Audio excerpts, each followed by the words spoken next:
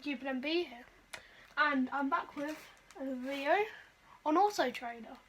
So on Auto Trader we're going to be looking on some cars, basically looking at basically best used cars. So my last video that I did on used cars was 5 good cars you can buy for under £1,000 that are roughly quite common to find, I guess. And basically all of the cars that you think are good. So basically what happened was I found out the VW Lupo was a good first car. So we need to be looking at it needs to be quite a common car.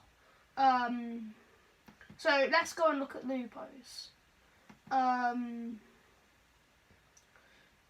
Where are you, Lupo? Oh yeah, there you go. They're quite common to find. There's 28, which is good. These things are quite expensive depending on what good condition. If you get one with hubcaps or steels, stay away from them immediately. Low mileage. When I said low mileage, do you really call 75,000 miles low mileage? No.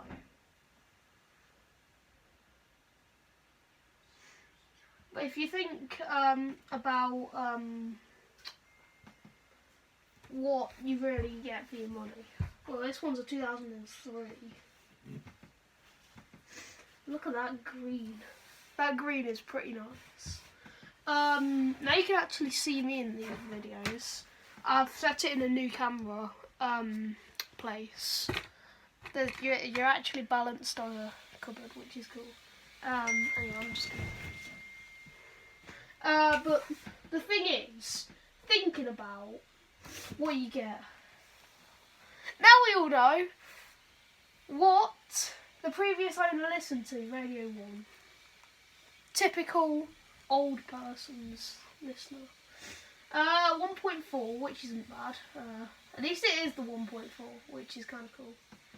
The 1.4 is the best. If we go back then, so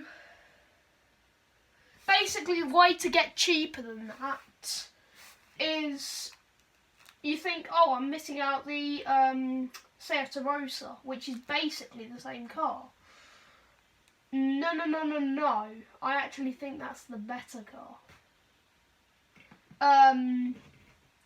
The Seat Arosa, I think I saw a couple on Auto Trader.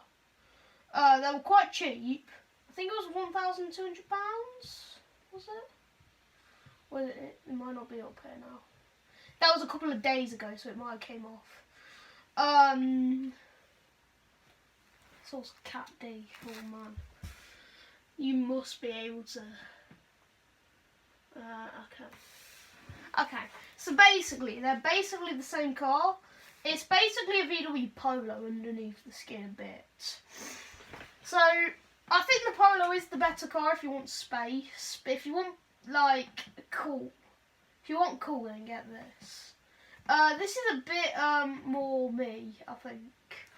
I think what I mean by it's a bit more me is it's kind of cool, and it's kind of a bit different.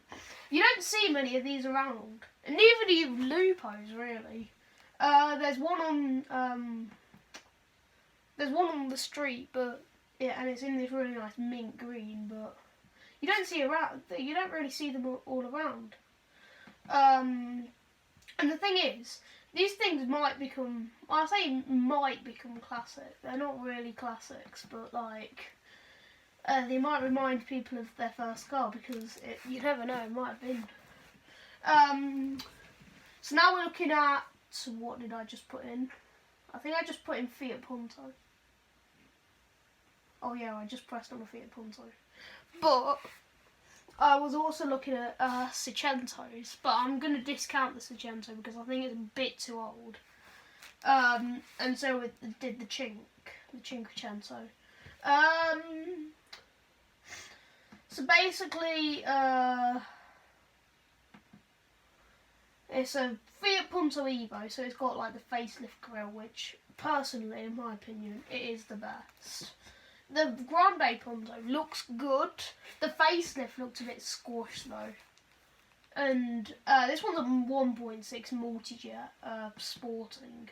So it's like the kind of sportier, deep grilled spoiler. Spoiler alert. It's a 3-door though. I'd definitely have a 5-door. Man, look at that mileage. That's ridiculous. Basically, these things are good value for what they are. I mean, 1.5 grand for a Fiat Punto, I can't complain, but mileage, it seems a bit suspect. You can go for pretty much anything, as long as it's within reason. Flipping heck. Fiat 5 1.2.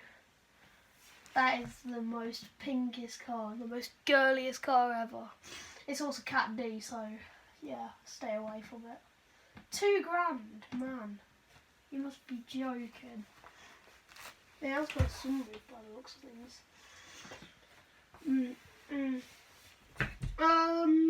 There's quite a bit of good stuff around if you look around and you try and find. Here's pretty much all you can buy from Fiat. There's Cento, which I've already covered, which is quite good. You can get this from the Basto sunroof, which came up for £1,100, which is a bit much. I kind of had a little look at this one as well, which is cool. It's a 2003, so the facelift. Fiat Cento Active.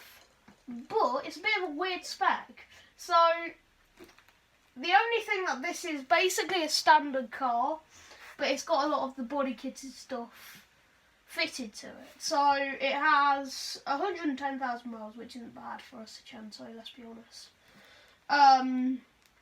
It's a 1.1, so it's the multi-jet 1.1. It has not got aircon, but it's got the side skirts from the Abarth, so it's got a few Abarth extras, and you might be able to point out that, what is that Abarth sticker going on? That is from a Cento Sporting.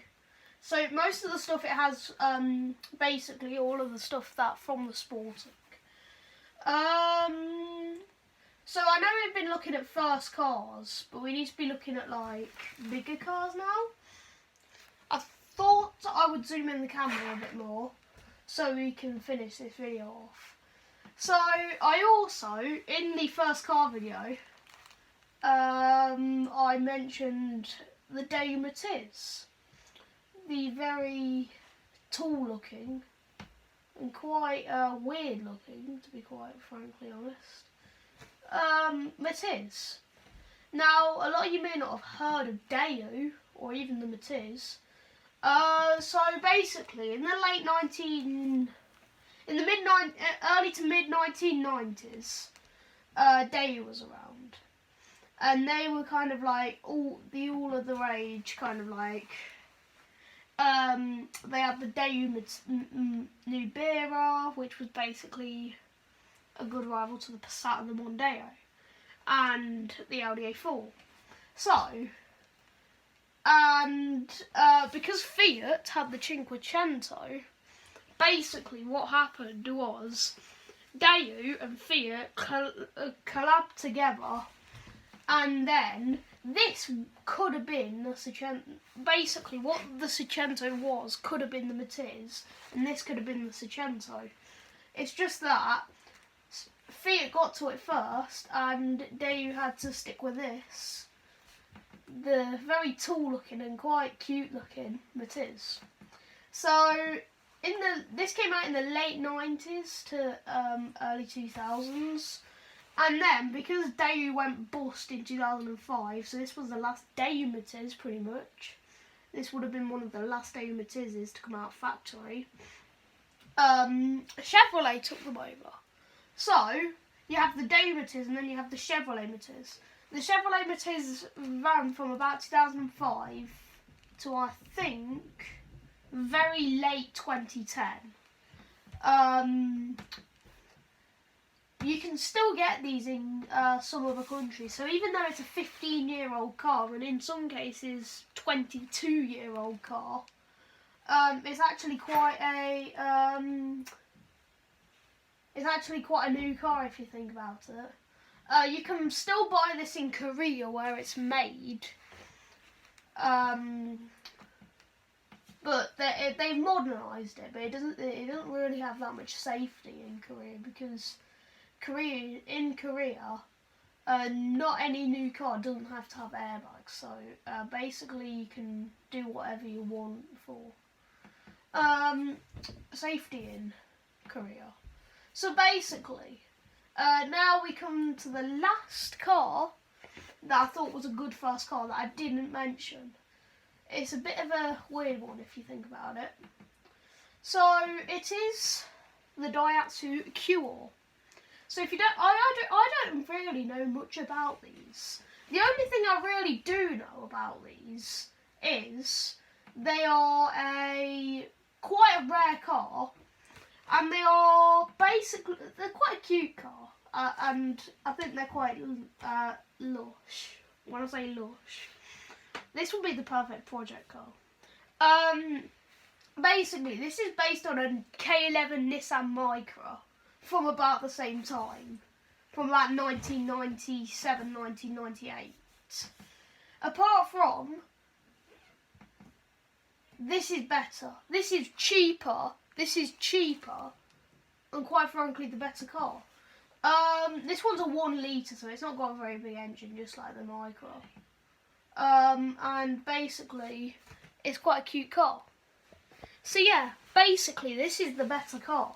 If you really want that tall design, which is what I like, I think because they kind of went for a tall design, quite a nice, it looks very familiar in some ways, but it just looks a bit rarer.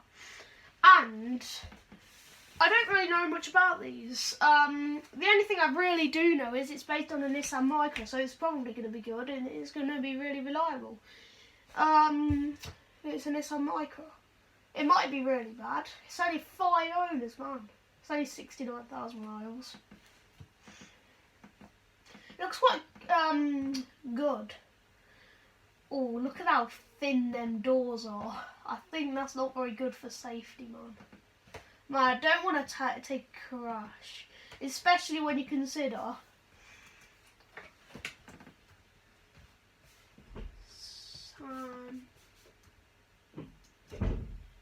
Micra. Let me just cut to the Nissan Micra crash test. Right, so if I just zoom in, there we go. Here is the Nissan Micra crash test from 2000. Get ready for death. Don't buy one of these, I'm just saying, really don't buy one of these. It won't help your safety at all. Right, get ready to see your eyes tear off. Death.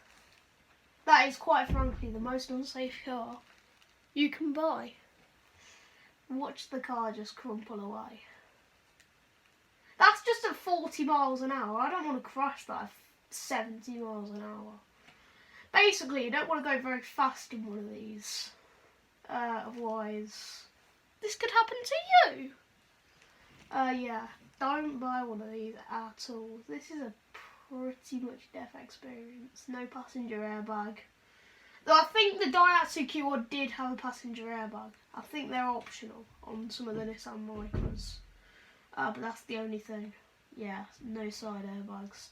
I mean, this is a car from 2000. No car from the early 2000s were really that safe.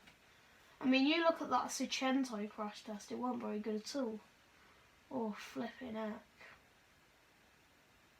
Anyway, that is the equivalent of death. Anyway, that's a really good way to finish the video. Anyway, seriously, thanks for watching this video, guys. I hope you enjoyed the Nissan Micra crash test, and I hope you enjoyed these little first car videos that I didn't mention, and alternatives if you do want to buy a Lupo or a Seata Rosa but you can't quite afford one. And yeah, basically what first cars there are. So anyway, hope you enjoyed the video, guys, and I will see you in the next one. Bye.